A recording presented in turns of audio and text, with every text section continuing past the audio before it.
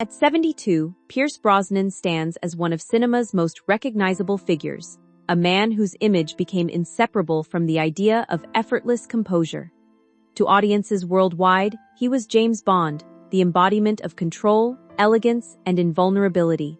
Yet behind that polished silhouette lies a life shaped less by glamour than by endurance. The same steadiness that defined his screen presence was forged in circumstances far removed from film sets and red carpets. His story is not simply one of fame but of repetition, loss followed by rebuilding, then loss again. What the public saw as refinement was often resilience under pressure. Each phase of his life seemed to ask the same question in different forms. How much can a person lose and still continue to stand upright? The answer, in his case, unfolded slowly across decades of work, love, and grief. Before he ever held a Walther PPK or stepped into the tuxedo that made him immortal, he was a boy learning how to live without permanence, and that absence became the foundation of everything that followed. Childhood marked by absence and distance, Pierce Brosnan was born in Drogheda, Ireland, into a world that offered little stability from the start. His father left when he was an infant, a departure without explanation or return, leaving behind only silence where a presence should have been. His mother, May, loved him deeply but was forced by circumstance to leave for London when he was still very young, working as a nurse to support their future. That decision meant years of separation during his formative childhood. He moved between relatives, grandparents, an aunt, and uncle, never fully rooted in one home long enough for it to feel permanent. These early years shaped his emotional architecture, observant, quiet, careful not to expect too much from people or places.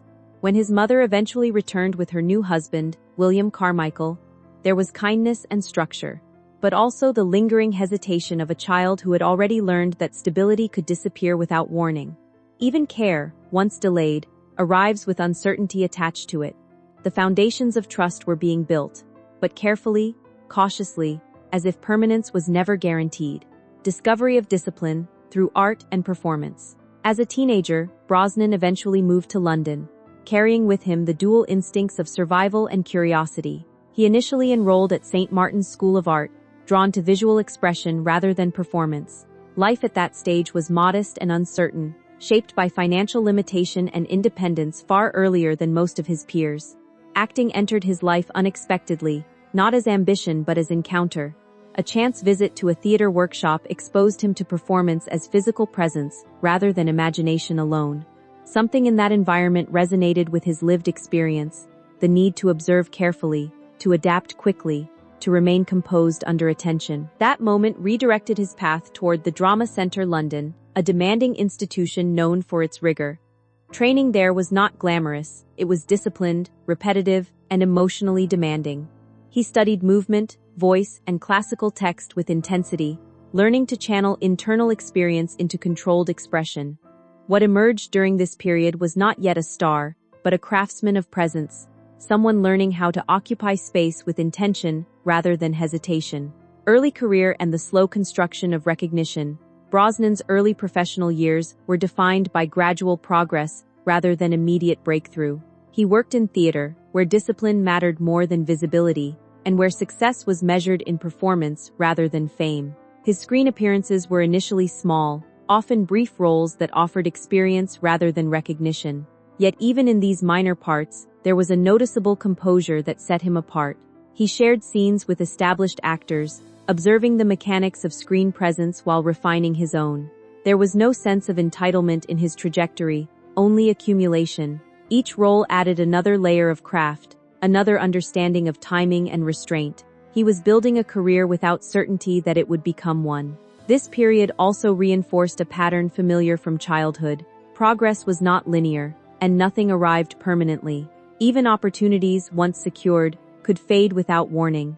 Still, he continued forward steadily, not chasing fame but developing reliability in his work, which would later become one of his defining strengths in larger roles. Near misses and the Bond that almost was the turning point in Brosnan's early career came with the television series Remington Steele, where he unexpectedly became the lead. The role transformed him from working actor to international presence, though not yet cinematic legend. His performance caught attention not only from audiences but from industry figures connected to the James Bond franchise. He embodied qualities associated with the character: elegance, restraint, and controlled intensity. For a brief moment, it seemed the role of Bond might align with him earlier than expected. However, industry complications intervened. Contractual obligations tied him to television just as the Bond role became available. The opportunity passed to another actor, leaving Brosnan in a strange position, close enough to the role to be associated with it, but not able to claim it. Years later, when the possibility returned, history repeated itself through timing and circumstance. He became known as the actor perpetually linked to Bond but never confirmed as him. This period became a quiet test of patience, where ambition was repeatedly deferred rather than denied outright, shaping a long emotional rhythm of anticipation and restraint. GoldenEye and the arrival of an icon. When Brosnan finally stepped into the role of James Bond in GoldenEye, it marked not only a professional milestone but the resolution of years of uncertainty. The film revitalized a franchise that had struggled to maintain relevance, and his portrayal reintroduced Bond to a modern audience.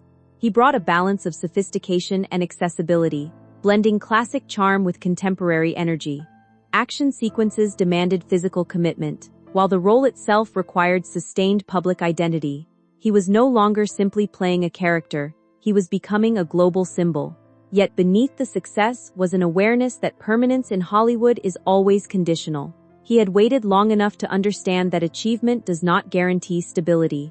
Still, the impact was undeniable. The world associated his face with Bond, and for a time, that association defined his professional identity completely. What had once been an unattainable role became his defining achievement, cementing his place in cinematic history while also narrowing the boundaries of how the industry perceived him moving forward.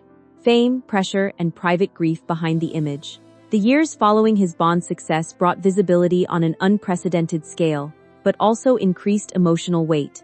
While audiences saw control and charisma, Brosnan was navigating personal grief off-screen. His first wife, Cassandra, had died of ovarian cancer years earlier, a loss that profoundly reshaped his emotional world. Later, he would face similar tragedy with his daughter Charlotte, who also succumbed to the same illness.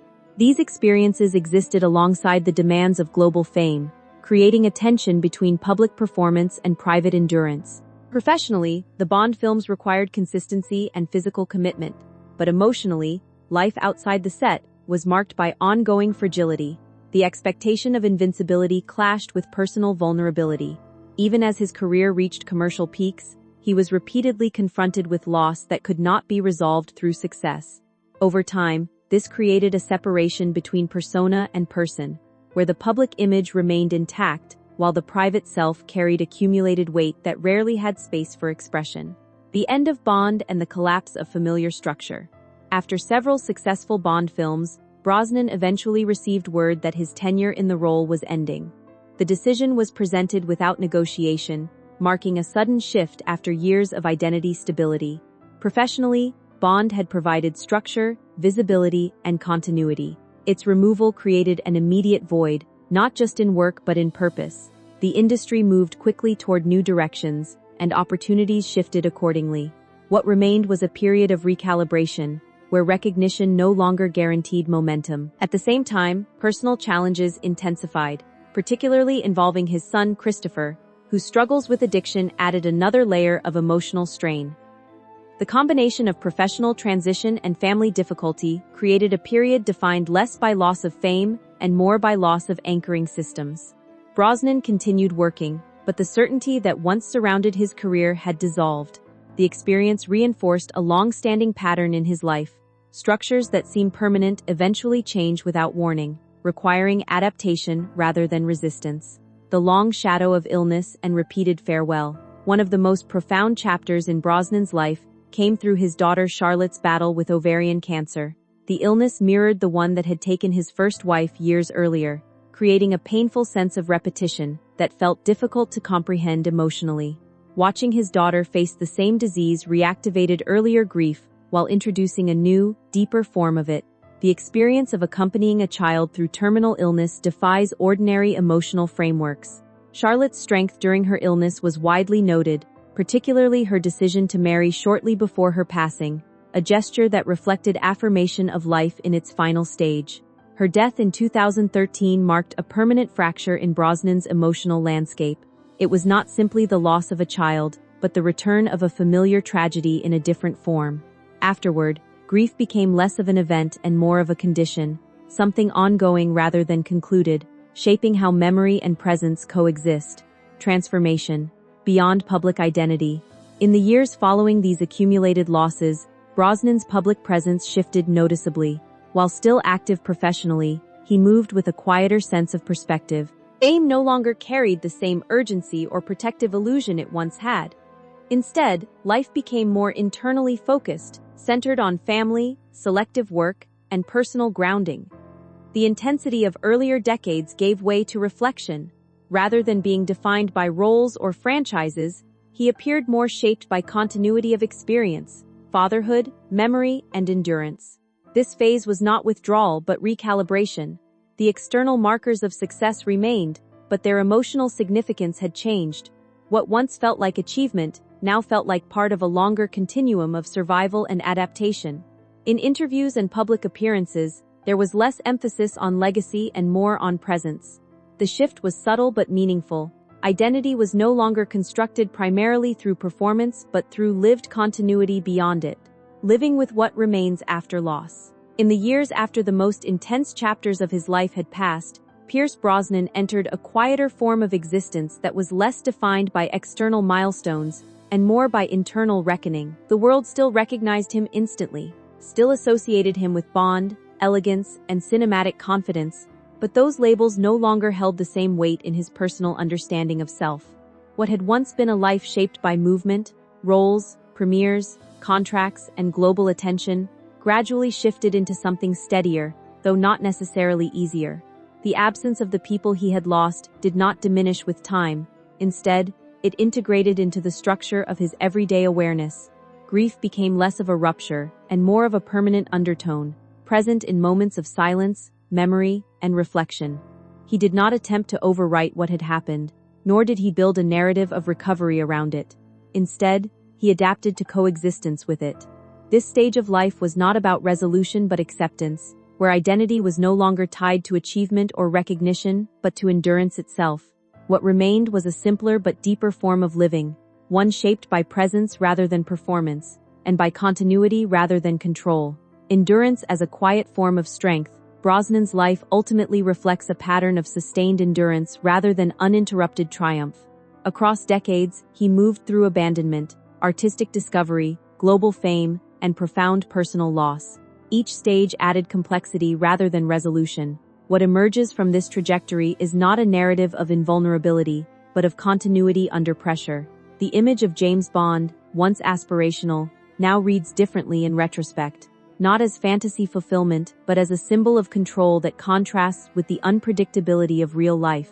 His story demonstrates that composure is often built rather than inherent, shaped by repeated encounters with instability. In later years, what remains is not the illusion of permanence, but an acceptance of change as constant.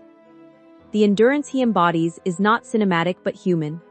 The ability to continue without forgetting what has been lost, and to carry forward without pretending that loss disappears.